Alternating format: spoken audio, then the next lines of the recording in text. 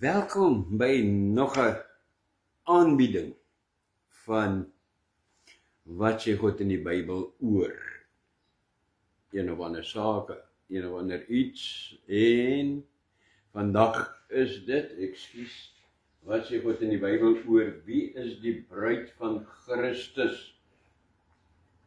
Die Bybel praat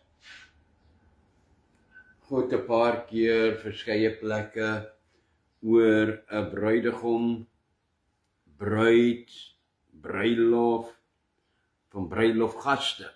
So dit klink soos 'n hele trouery hierdie.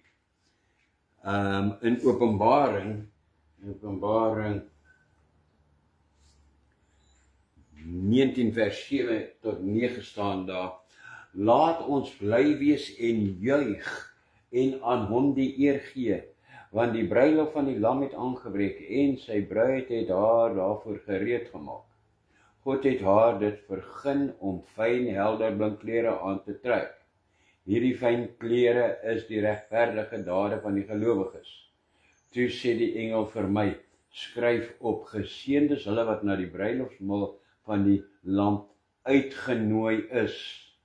Verder sê hy vir my: dit is die woorde van God en hulle is waar. Amen. Duidelik 'n troue, bruilofsmaal, gaste, alles daarso. Maar daar is soveel verwarring, daar is soveel menings, en weer eens, ek gee vir jou nie 'n mening nie, ek sê vir jou wat die woord sê. Jy stel nie belang in my mening nie, ek weet jy stel nie belang in my mening nie, en al genoeg menings gehoor. So, wie sê God is hierdie bruid? Nou, baie wat hulle self leraars of teachers, wat is teachers in Afrikaans? Onderriggers noem, voer aan dat dit die godsdienstige gelowiges en die kerk is. Maar volgens die Bybel is dit nie regtig nie. Ja, maar in ons Bybel staan so, ja, omdat ons Bybel so vertaal is. Nie werklik die godsdienstiges en die gelowiges en die kerk nie. En verras, ja. Hoekom sê ek so? Want die Bybel, en die Bybel is dit baie duidelik, godsdienstiges en gelowiges, godsdienstig en gelowig, net daai twee name, mense wat dit is, hoef nie weergebore te wees nie. Ja, werklik. En die kerk kan net 'n gebou wees, waar gelowiges met, luister mooi, wêreldse sieninge en met wêreldse optredes by mekaar kom, sonder om die liggaam van Christus te wees. Wêreldse klomp mense wat hulle glo in die Here, hulle glo daar is 'n Here, hulle het hierdie een of ander eer vir die Here, want dit is mos die Here, maar dit is waar dit eindig. Dood, geen verhouding, lewende verhouding met die Here nie. So, gelowiges, godsdienstiges, kerk, is nie noodwendig die liggaam van Christus nie. Is nie noodwendig die bruid van Christus nie. Die bruid van Christus is baie meer. Die bruid van Christus is, en hier kan ek weer 'n paar punte noem, wat uit die Bybel uitkom. Die bruid van Christus is sy weergebore, geesgevulde volgers. Van die dag toe sy Heilige Gees op die aarde uitgestort is, dit is van Pinksterdag af, tot en met die wegraping. Dit is hoekom tot dan, dit is wanneer God sy Gees van die aarde af weer onttrek, want hulle wat vol van sy Gees is, sy bruid, is dan in die hemel. En die Here se Gees, sy Heilige Gees, gaan nie net hier, om dit so te noem, te gaan nie net hier rondfluit op die aarde vir niks nie. Aha. Die bruid van Christus is hulle wie in daardie tyd, watter tyd, toe hulle geleef het van Pinksterdag af tot en met die wegraping, in 'n lewende liefdesverhouding met Jesus gestaan het. In 'n liefdesverhouding met Jesus staan. In 'n lewende liefdesverhouding. Nie net weet wie die Here is nie, maar in 'n lewende verhouding, 'n liefdesverhouding met hom staan. Die bruid is hulle wie sy lewende liggaam vorm. Nie wat 'n kerk vorm nie. Jy het al gesien, kan dit in kerke gaan. Alala, dit kan nou maar lekker gaan daar so, hoor. Jy het al gesien, hoe kan dit op 'n kerkraadsvergadering gaan, waar die gees van die Here nie is nie. Mense kan vir mekaar sleg sê, hulle kan mekaar afbreek. Jy het al gesien, hoe kan dit gaan, na die teetyd, teebreak, na die diens, kan hulle mekaar beskinder. Dit is nie die liggaam van Christus nie. Die liggaam van Christus is daar waar mense aan mekaar geheg is en 'n eenheid word. Lief is vir mekaar soos vir hulle self. Die bruid van Christus is ook wie gehoorsaam is aan hom, soos 'n vrou aan haar man is. Dit is wat, soos 'n vrou aan haar man is, daar in Efesiërs, né? Daarom is dit 'n bruid, daar's 'n vrou en man, wat gehoorsaam aan Christus is. En na Jesus hunker. Jy gesien al op aarde 'n vrou wat verloof is, 'n meisie wat verloof is aan haar man, of 'n man wat binnekort haar man gaan wees. Hoor jy so? Sy hunker na hom. Sy wens sy is by hom. En dan word jy die bruid. En dan, as jy net die bruid geword het, het jy gesien, hoor jy so?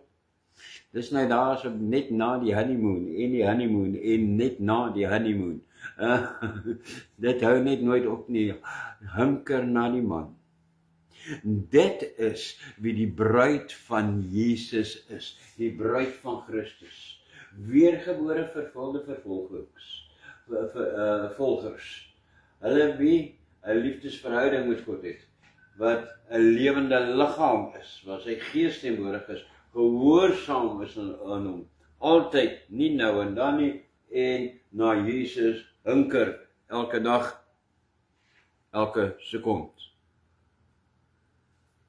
Ek wil sê, dit is die sleutel, opgesom hierso, die sleutel tot bruidskap, daarso, weergeboorte, vervulling met die Heilige Gees, die liggaam van Christus, gehoorsaamheid, die najaag van heiligmaking. Amen. En dan gaan ons aan, 'n bietjie meer van die bruid. Want wie is hierdie bruid? Ons het nou 'n idee wie is hierdie bruid. En dan kom ons by Openbaring 19, en dan vind daar 'n bruilof plaas. Maar dan sê Jesus in hierdie, as jy dit lees, in Openbaring 19 vers 9, dan sê hy iets wat verwarring onder baie van hierdie onderriggers veroorsaak. Jesus sê, salig is die wat genooi is na die bruilofsmaal. Nou as jy die bruid is, word jy nie genooi nie. Maar hier praat hy van iemand wat genooi is na die bruilofsmaal van die lam. Wie is hulle? Die Griekse woord in die oorspronklike teks vir genooi is, daar is hy, troskikimelos, Ek skryf dit daar, dit is nie hoe dit staan in Grieks nie. Ek skryf dit daar soos wat ons dit kan lees en kan uitspreek. Troskikimelos. Dit is die woord wat daar gebruik word vir genooi. En hulle is, wie is dit? Dit is genooides en mense wat genooi is en gaste. Dit help ons nou nog veel. Nou weet ons wie hulle is, maar wie is dit? Wie sal hierdie genooides wees? Wie sal hierdie met ander woorde gaste wees? Die gaste, hierdie is baie belangrik. Hierdie is wow. Hierdie is regtig wow. Die gaste is die Ou Testamentse heiliges, wie Jesus in die doderyk gaan bevry het van die ewige dood toe hy na die graf in die graf was vir 3 dae. Die Ou Testamentse heiliges. Wow. Daar die ou Israeliete met sy volk was. Hulle, hoekom is hulle gaste? Hulle is in die hemel, maar hulle is gaste, hulle is nie sy bruid nie. Hoor jy daar? Jy is beter op mense en sê, ek wens ek was soos David, of ek wens ek is soos daai. Nee, hy wens hy was soos jy. Want as jy die bruid van Christus is, hy gaan nie die bruid wees nie. Want hy is 'n Ou Testamentse gelowige wat toe hy gesterf het, is hy in die doderyk gewees en Jesus moes hom gaan bevry het. Hoekom kan hulle nie die bruid wees nie? Want hulle was nooit weer gebore nie. Met ander woorde, hulle was nie gevul met die gees van die Here nie. Want Jesus het nie in hulle tyd, in die Ou Testament, na die aarde gekom nie. Hy het nie in die Ou Testament vir hulle sondes gesterf en opgestaan nie. Hy het nie in die Ou Testament opgevaar na die hemel nie. Hy het nie in die Ou Testament sy Heilige Gees uitgestort nie. Maar 'n baie belangrike maar, sulke groot vet letters maar. Hulle het heilig, luister mooi, hulle het heilig volgens God se bepalings vir daardie tyd, hulle tyd waarin hulle geleef het, was dit God se bepalings, hulle het heilig daarvolgens gelewe. En dit is waar die wonderlike regverdigheid van God inkom. Here sê nie, ja, sorry, julle uit die hemel uit nêrens, julle is nêrens nie, want julle is nie weergebore nie, julle is nooit bruid gewees nie. Nee, die Here sê, julle is hier, julle sal saam met my in die hemel wees, maar julle gaan nie my bruid wees nie. Dit is net so met die regverdigheid van God. Die Here gaan jou nooit straf op dit wat jy nie geweet het nie. En hy gaan jou red op dit wat jy weet. Amen. En aangesien dit dan nou 'n volwaardige bruilof is, want daar's nou 'n bruid, daar's 'n bruidegom, daar is gaste, dan gaan daar so, en daar praat van 'n maal, so daar gaan 'n maaltyd wees, so iemand, daar gaan geëet word. Maar, in 'n goeie bruilof, waar kom die kos vandaan? Val dit uit die hemel uit? Nee, daar so is kelners wat die kos bring. Beste Afrikaanse woord vir kelner is 'n waiter. Ek beloof jou dit. As jy praat van 'n waiter, weet almal van wat jy praat. Okay, nou wie is hierdie? Wie is hierdie kelners of waiters dan? Dit sal wees, kan jy raai? Baie sê dit is die disippels, het ek al gehoor en also aan. Nee, man, daai my ouens, hulle was weergebore gewees. Hulle is bruids. Die kelners sal wees, want God is weer eens nie onregverdig nie. Hy het engele. Dit is die engele. En engele, dit sal definitief engele wees, wat ons gaan bedien. Gaan serve, bedien.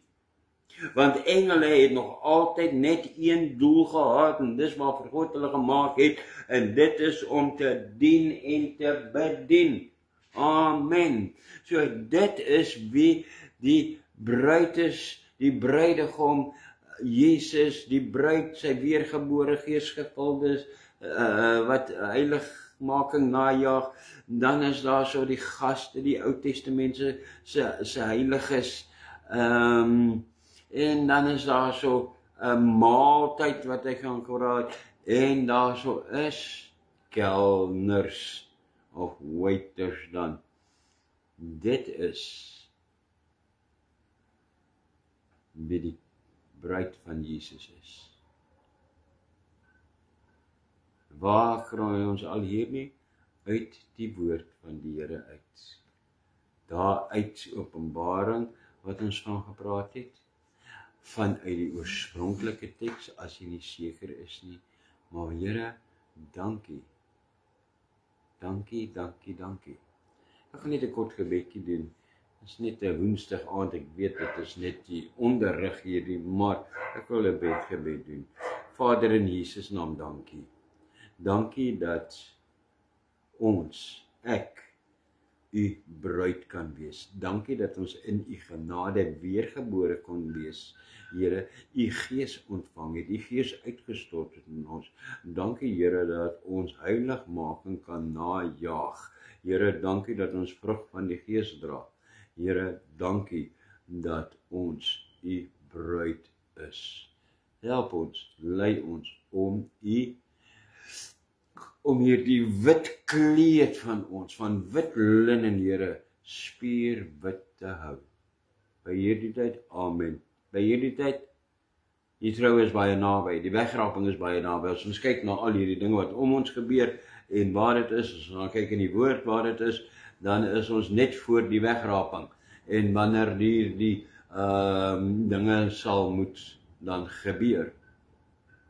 So, net so voordat jy nou gaan trou, 'n uur, 2 ure voor die tyd, dan sit die bruid al klaar in haar wit rokkie en sy moet nog net die dingetjie op haar kop sit. Al gereed. Maak gereed. Kry jouself reg. Wanneer die Here kom op die wolke, op 'n uur wat niemand ken nie, dan gaan daar nie tyd wees om te sê, o Here, laat ek gou eers my rokkie gryp nie. Dan moet jy jou klaar beklee het met die heerlikheid van die Here. Tot volgende keer, as u regtig 'n vraag het oor iets, wat sê die Bybel, ek gaan so ver as moontlik, en ek gaan terug na die oorspronklike teks toe, ek gaan lees wat sê die Grieks, ek gaan lees wat sê die Hebreëus, en daaruit, en ek bid, en ek vra vir die Here vir leiding, en vir onderskeiding, en vir openbaring, en dan sal ek jou daarop antwoord. Moenie skaam wees nie, en as jy skaam is, ek sal nooit ook jou naam noem nie, sê die een het so gevra nie. Tot volgende keer. Shalom.